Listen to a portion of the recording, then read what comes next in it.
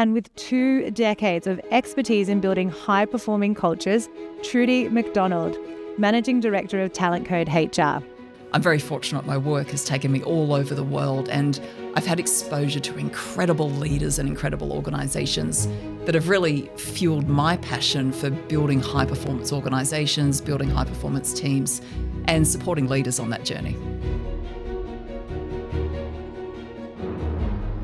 I've always got my finger on the pulse in terms of what leaders are talking about and their biggest challenges.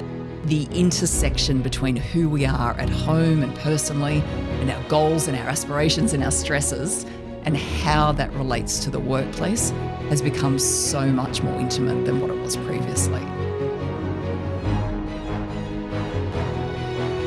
It's interesting because I think most organisations are really struggling to maintain their prior levels of profitability. And I work across all industries, and what I'm hearing consistently is that productivity and performance isn't what it used to be. You've got this impact of people expecting higher remuneration in that environment, and many leaders are actually recognising that it's sustainable. Right now, boards are putting a lot of pressure on CEOs to take performance to the next level. We've got through this period, and let's get on with it, right? And subsequently, CEOs are needing to lead differently. However, what's happened in the last few years is, with good intentions, a lot of leaders have just rolled up their sleeves and got in with the troops to help them do their jobs. So what's happened is what I refer to as role compression.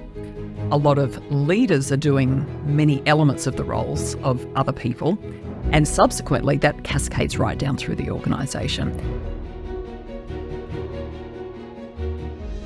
What I'm hearing from leaders right now is my teams are burnt out. I'm hearing from leaders that they personally are burnt out, and this is really challenging in an environment where leaders have got more pressure than ever before to drive results, to drive accountability, and really to get their team on the bus. We need leaders who can have accountability conversations. We need leaders who have emotional intelligence. We need to know our people. We need to be able to adapt to their unique needs and styles. We need leaders who are agile and who are resilient and who have digital acumen. This is tough, and most leaders in most workplaces don't have these attributes. I think it's important to understand the psychology of remuneration. At the end of the day, people need to perceive that they're paid fairly. And if they do achieve that state of perceived fairness, we can actually take money off the table. However, the reality is most people, as we're hearing, don't perceive that they're paid fairly. So an individual will compare their pay to the market, and that's why it's so important to have reliable salary benchmarking data so that as an employer you can manage those perceptions around fairness of remuneration. I like to use the analogy that it's a little bit like being a GP.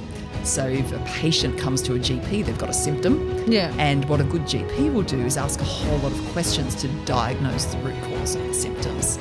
It's the same in leadership. So one of the most powerful skills we can have, or the superpower we need to obtain, is that of questioning and listening. And then with all the information, we can start to take the conversation forward. I would challenge you to really think deeply about the work that you do on a day-to-day basis and ask, has my role been compressed? Am I doing parts of other people's jobs? Whereas in fact, as leaders, our role should be elevating. There are so many risks and opportunities and drivers for change that we should be focused on. Most of us don't have enough hours in the day. Switch the conversation to be curious.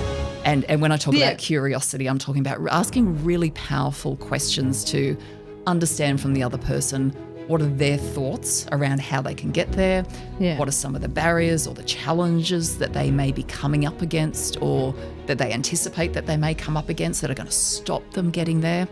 And as a result of those lines of questioning, asking how you can support them and how you can help them. With the pressure leaders are under to drive performance, and now we've got this really interesting balance where leaders need to have empathy, but they need to drive accountability. And that's a really tricky combination to have.